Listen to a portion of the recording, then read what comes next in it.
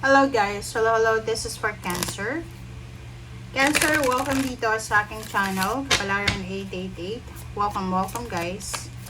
Tingnan natin kung anong messages, energy gabay para sa inyong lahat. So, tingnan natin. Ano ba yung mga messages na kailangan yung marinig? Okay. Cancer, number 23, Mais, number 77 of Clover. Cancer. Sa mga bago kong subscribers, thank you guys sa lahat ng pag-subscribe nyo. Maraming salamat. Welcome kayo dito. Sa dati kong subscribers, ganun din. Maraming salamat and sana patuloy kayo mag-enjoy sa mga readings natin. Okay, number 23. Nakikita ko sa'yo dito na siguro there's someone here. May isang tao dito na naghihirap siya financially. Sabihin natin na financially, pwedeng wala siyang trabaho, pwedeng marami siyang utang, wala silang makain. Kasi hirap na hirap sila sa buhay. Isang water sign, Pisces, Scorpion, Cancer, pwedeng ikaw to, na tutulong sa taong yan. Or pwedeng the other way around, ikaw yung may kailangan, and may isang tao na makakatulong sa'yo.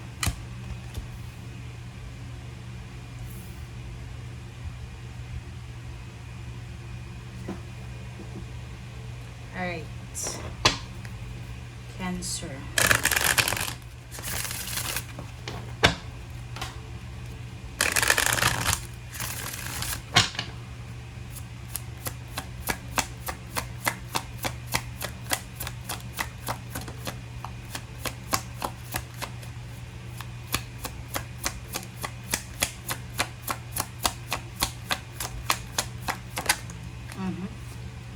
Okay, Cancer, happy family and angel of strength. Number 4, number 5, number 9.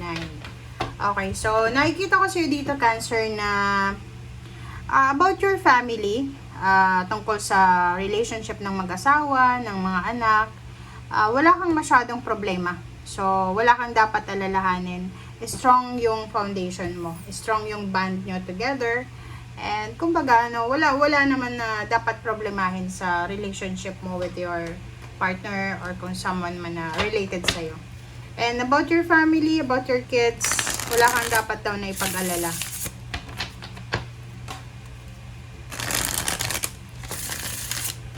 Yung health ng family, emotional health ay stable and secure. Strong. Okay, next. Ang next natin is 9 of Wands. So, 9 of Wands, Ace of Pentacles. 9 of Wands, Ace of Pentacles. So, sa nakikita ko sa'yo dito, mayroon dito na Cancer na nakakaramdam ka ng pagod. Pagod ka na sa pagtatrabaho. Pagod ka na hanapin yung pera. Diba? So, kung makikita mo dito sa 9 of Wands, saka Ace of Pentacles, hirap na hirap ka na. Hirap ka sa pagbangon sa umaga, na maaga kasi kailangan mag-travel ng malayo, parang ganun. Or kung wala kang trabaho, you're looking for a job, jobless ka, nahihirapan ka na sa pag-a-apply ng trabaho, parang ganun. Yung iba din sa inyo dito, nahihirapan kayong mag-budget ng salapi. Nahihirapan kayong pagkasyahin yung sweldo nyo, or yung ipon nyo. Parang ganun. Yung ipon nyo ay posibleng paubos na. Okay? Magician and 5 of Cups. So, nakikita ko sa'yo dito. No? Isang napakabilis na pangyayari, guys. Isang napakabilis na pangyayari ang posibleng darating sa'yo na makakaramdam ka ng sobrang panghihinayang. Siguro manghihinayang ka sa mga bad decision mo about money. Siguro dati marami kang pera. So, may mga times na magre-reminisce ka. Parang maaalala mo na sana kung hindi mo sinayang, marunong ka sanang mag-budget. Parang gano'n. So, there's some regrets regarding emotional to eh. Magiging emotional ka, maiiyak ka. Kasi, tingnan mo to. Or pwedeng medyo may edad ka na. Halimbawa, may edad ka na. Tapos, sobra-sobra yung paghihirap mo financially. Yung pagsisisi mo dito is, bakit nung bata ka pa, nung malakas ka pa, bakit hindi mo ginawa? Yung kumbaga sisisihin mo yung sarili mo. Okay, next Cancer is Page of Cups and Ten of Pentacles. So, nakikita ko sa'yo dito, yung magiging source of financial help mo is someone na pwedeng kapamilya mo. Sa future to ha. So, sinasabi ng bara sa'yo dito na ang makakatulong daw sa'yo. Okay, ang makakatulong sa'yo, Cancer, para ma-fulfill yung mga wishes and goals mo about sa finances, para makarecover ka, is someone na same sign sa'yo. So, pwedeng Cancer din, Scorpio, Pisces, or kapamilya mo. Okay? Walang sino man Cancer ang makakatulong sa'yo, kundi pamilya mo. Ito yung sabi dito. Nakikita ko sa'yo dito, long way pa to eh. Kung nasa 40 plus ka pa lang, and you're wishing na yung anak mo, kasi there's a happy family here, yung anak mo yung mag-aalwa sa'yo sa kahirapan. Imposible yan, guys. Bata pa sila ngayon eh. Hindi mo hawak yung buhay nila. Okay? Hindi na, parang yung, wag kang masyadong mag-expect sa kids mo, sa person mo. Okay? So, kita mo to. Isang tao na sobra mong sinaktan. Cancer. Sa nakikita ko sa'yo dito, yung taong yan ay financially sobrang stable, secured. Balanse yung pananalapi niya. Natulungan ka niya dati sa past. Pero pwede pa rin siyang makatulong sa'yo sa ngayon in the future. But the problem is, wala ka ng contact sa kanya. Nasaktan mo siya eh. So parang like for example, mo siya, ex. Pwede mo siyang mautangan, pero imposible na yun eh, kasi naglagay na siya ng boundaries sa'yo.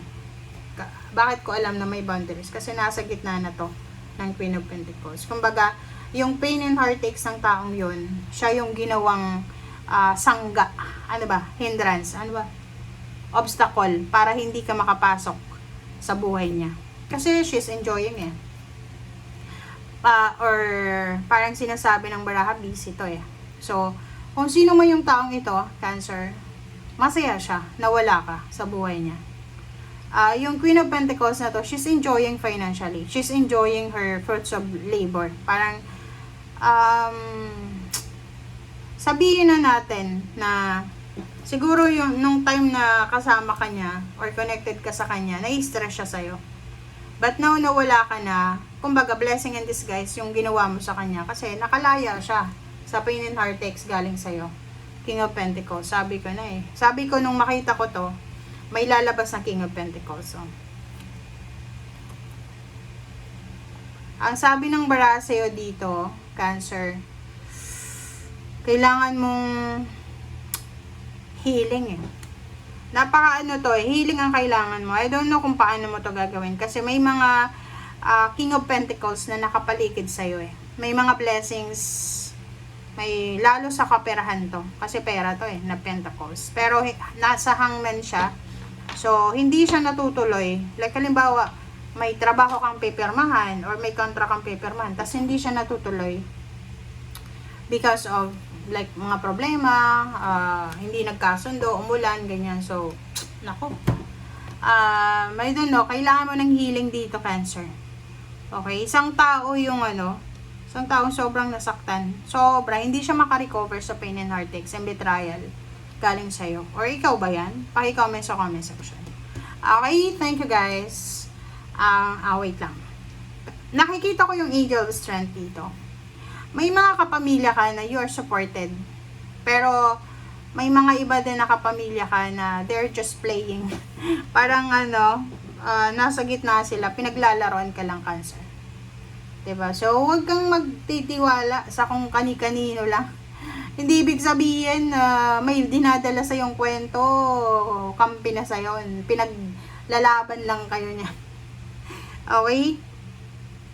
Atong first 4 cards natin, nakikita ko sa'yo dito na sobrang napakalungkot ng sitwasyon mo. Kasi, yung iba sa inyo nagtatrabaho pero hindi na masaya, hindi na excited. Parang feeling nyo ginagawa nyo lang yan is because kailangan nyo ng pera, ganyan. Okay, so thank you guys. Bye!